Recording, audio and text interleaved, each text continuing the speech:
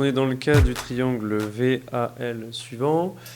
On a l'angle VAL, on a la longueur de VA et on cherche la longueur du côté VL.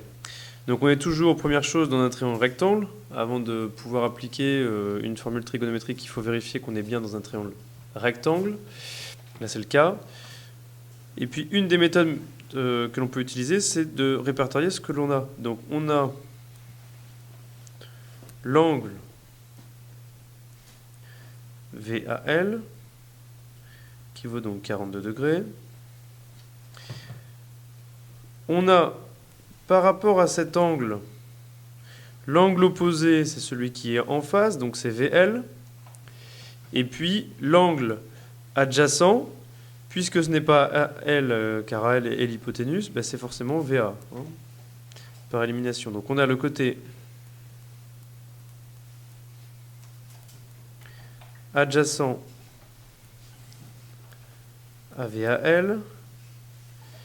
Donc ce côté-là, c'est VA, et VA, il est égal à 5,5 cm. Donc voilà, on a marqué donc les deux valeurs dont on dispose. Et puis maintenant, on cherche donc le côté que l'angle VAL regarde, c'est le côté VL. Donc on cherche le côté opposé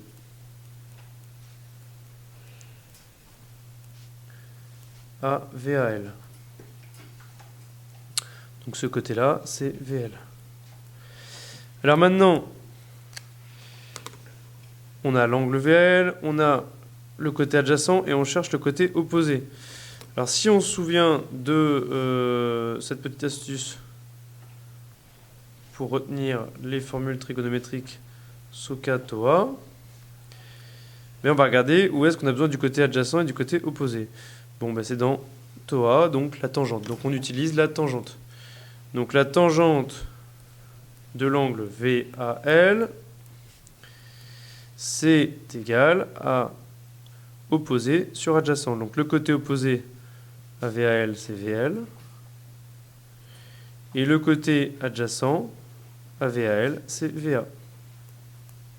Une fois qu'on a marqué notre formule, entre guillemets, avec les lettres, passage tangente VAL, c'est un angle, donc on met un petit accent circonflexe. On va remplacer les lettres, entre guillemets, par les mesures dont on dispose. Donc VAL, il vaut 42 degrés. VL, on ne le connaît pas. Et VA, c'est 5,5. Bien, et puis ben là, il faut effectivement passer au calcul. Alors sur ce calcul-là, il y a une astuce. Il y a une astuce, en règle générale, vous aimez bien, la majorité des élèves aiment bien le produit en croix. Alors c'est une des astuces qu'on peut utiliser. Tangente 42, si je divise tangente 42 par 1, ça ne change rien à mon calcul. Quand je divise par 1, ça ne modifie en rien le calcul. Tout nombre divisé par 1 est égal au nombre. Donc maintenant, je peux appliquer mon produit en croix. Donc VL fois 1 va être égal à tangente 42 fois 5,5. VL fois 1, bon, ça fait VL, sans aucun problème.